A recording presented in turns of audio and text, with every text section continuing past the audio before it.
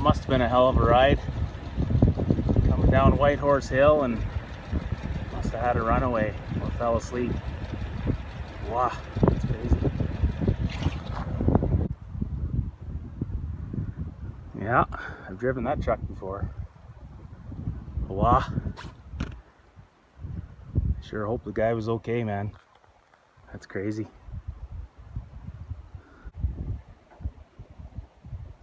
These trucks, you can get them into an overspeed pretty easy. The newer AC trucks, they're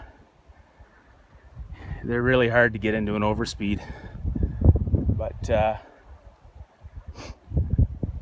I'd be lying if I said I never had problems on this hill before. Still, there's you got service brakes where you can just jam on the brakes, so I don't know what happened here, but that's damn scary.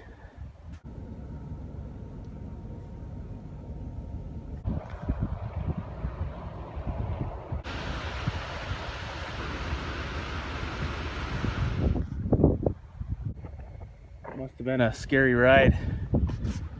When you come down this hill, it's pretty steep, and I think there's one runaway ramp for sure, but once you get past this point and you get onto the bridge, there's nothing you can do here. So if you lose your brakes, this is what happens.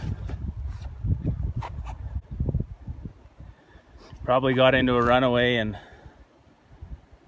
couldn't hit the brakes because it was so wet. The roads or probably did hit the brakes, but the roads are so wet that wouldn't stop you. Or could have fell asleep or who knows what, but yeah, that's scary. It's easy to get these trucks here. These are the older DC drive trucks. The newer ones are AC drive, and they're really hard to get into an overspeed. Okay, so let's look at these trucks, and I'll tell you a bit about how you operate them, how they work, and then we'll try and maybe figure out like what happened here with this situation. But so again, this truck is a DC drive. They have AC trucks and DC. Like, I'm no expert on them, but I guess direct current, alternating current. I know the ACs are much more powerful in almost every way, and like as far as braking power and stuff, they're much more powerful. So coming down these big hills like this with an AC drive, which is all the new trucks, they can handle it, and it's almost impossible to get them into an overspeed. Like I'm sure you could probably do it in a real steep hill, but they got good holdback. This truck that crashed here, however, they're a different story. They're like the muscle car era of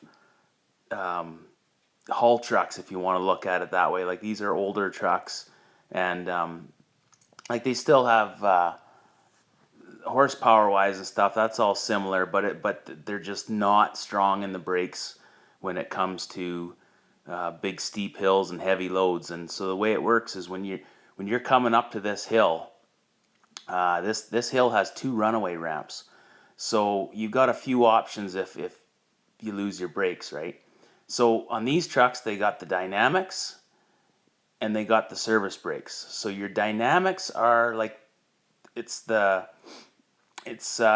like the brakes on your car. These are electric brakes. So when you hit them, they do slow you down pretty good, but nothing like jamming on the brakes on your vehicle. The service brakes are like the ones on your vehicle. So when you're looking down at the pedal, you have your gas pedal down there, and then just to the left of it is your dynamics, and then just to the left of that would be the service brake. And so the service brake is only used in a couple of situations. When you're backing into the shovel, you're backing in, and you're supposed to be kind of going slow, but sometimes we're giving her, right. So you're backing into the shovel or the loader, whoever you're getting loaded by, and just before you come to a stop, like just before the operator is going to honk his horn, that's when you hit your service brakes. Just anything, I think it's under 5 miles an hour or something like that. And so other than that, you don't touch those brakes unless you have an emergency. And the whole idea with these service brakes is you can't just touch them and then let off and touch them again and kind of like breathe on the pedal. You hammer on these things. Like you put it right to the floor.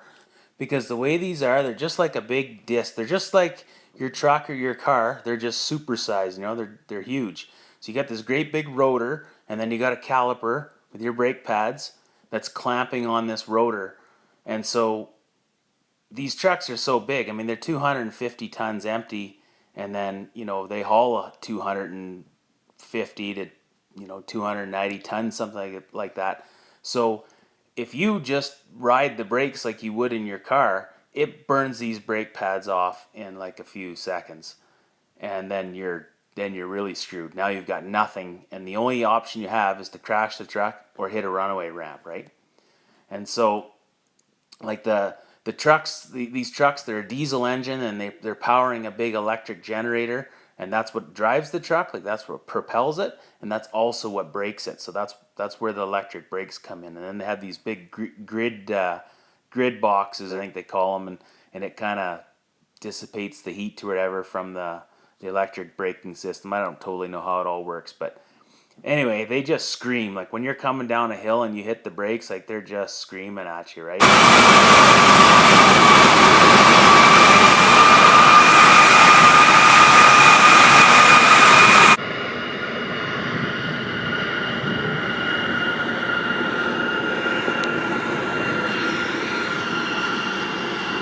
And in an overspeed situation, like it would be, you know, they would just be, they're trying to stop you, but they can't.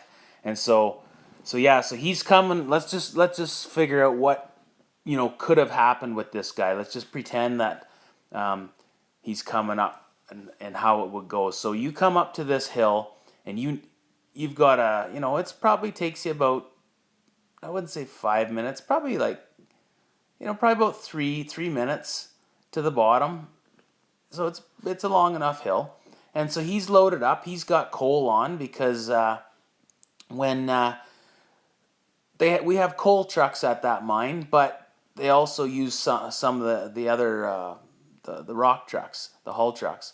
So getting a load of coal, or being able to go to the plant with a load of coal, is like getting out of jail, because you're working out in the pit, and then the foreman asks you to take off on a trip to the plant. So you know you got an hour and a half to take a load of coal. You're all by yourself. There's no, it's not busy. It's just a nice drive through the mountains in the foothills, you know. And you go, you dump your load, and then you come back, and then they usually send somebody else after that, right? And anyway, so this guy gets a a call to go take a load of coal to the plant. Maybe he's even taking his truck in to get a tire replaced or something, because it's like 22 kilometers away from where the pit was. The pit's right in the mountains, and then this is just kind of farther down the mountains, you know, 22 kilometers.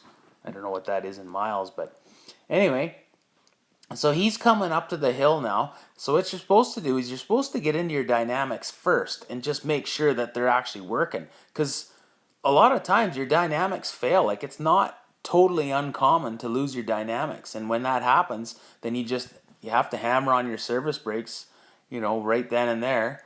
And you just call the foreman, let him know that you lost your brakes, and he gets an electrician coming to fix them for you.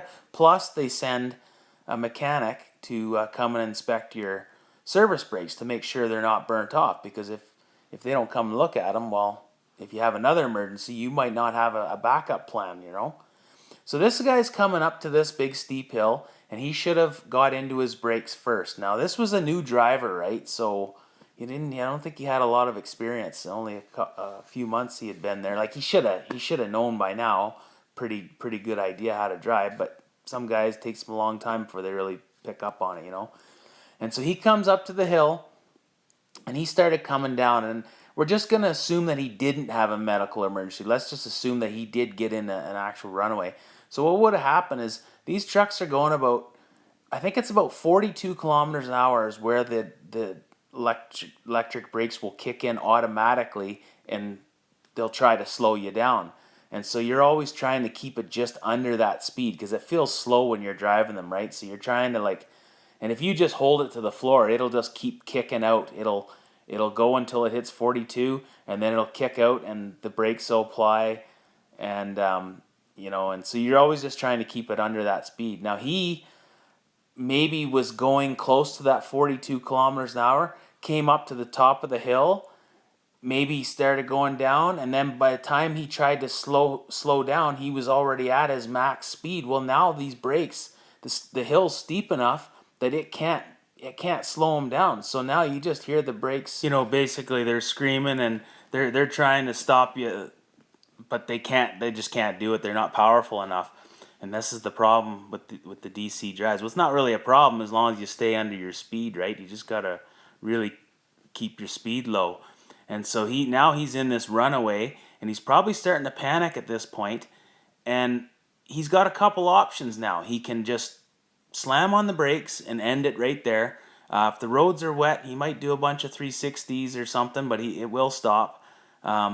But who knows? Maybe there was a light vehicle, like a pickup truck coming, and he knew that if he hit the brakes, he might spin out and take out that pickup truck. So, or maybe it was another haul truck. Same thing. He thought that if he might lose control if he hits the brakes. So there's probably a lot of things maybe going through this guy's mind. His next option. So I don't know why if maybe he tried to hit the service brakes and there was something wrong with them, or maybe he just never thought of it. But at that point, now he's got a runaway ramp. Let's just say he didn't have any service brakes. So no dynamics, no service brakes. This is a runaway train. No way to stop it other than crashing it or hitting a runaway lane. So he could have just hit a runaway lane, and then that would have got him stopped, right? He would have went up the ramp, and then I guess rolled backwards and stuff. But at least it wouldn't have been flying down the hill.